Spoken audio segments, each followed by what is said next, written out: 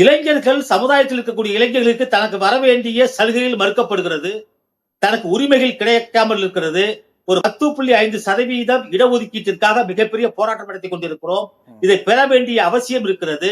இந்த போராட்டத்தை அளவிலே பெற்று போன ஆண்டு தேர்தலிலே சட்டமன்ற முடிவுக்கு முன்னதாக கிடைக்கப்பட்டதன் அடிப்படையில் நாடாளுமன்ற சட்டமன்ற தேர்தலில் சந்தித்தோம்.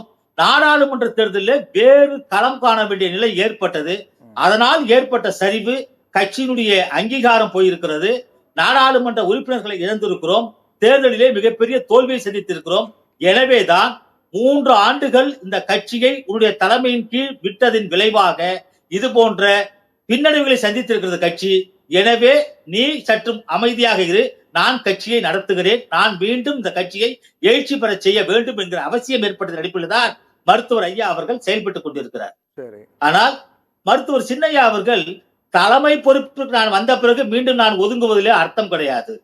நான் என்னால் பின்னடைவை சந்தித்திருந்தால் அந்த பின்னடைவை சரி செய்து நான் முன்னேற்ற பாதையிலே கொண்டு வந்து எழுச்சியை உருவாக்குவேன் என்று சொல்லிக் கொண்டிருக்கிறார். ஆனால் ஒரு குடும்பத்தை சார்ந்த தந்தையின் தமையினும் வெளி உலகத்திற்கு தெரியக்கூடிய வகையிலே இது போன்ற வெளிப்படையாக பேசுவது என்பது தவிர்க்கப்பட்டிருக்க வேண்டியும் தவிர்க்கப்பட வேண்டிய அவசியம் இருக்கிறது. வெளி உலகத்தில் பேசக்கூடாது.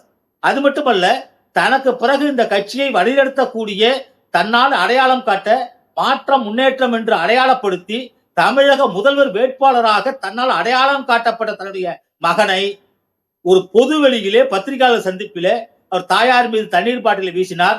நான் தவறு செய்து விட்டேன், அவர் அமைச்சராக்கியது தவறு, தலைவராக்கியது தவறு என்பதெல்லாம் பேசுவது எதிர்கால பாட்டாளி மக்கள் கட்சியினுடைய நலனுக்கும் வளர்ச்சிக்கும் மிகப்பெரிய குந்தகத்தை விளைவிக்கும்.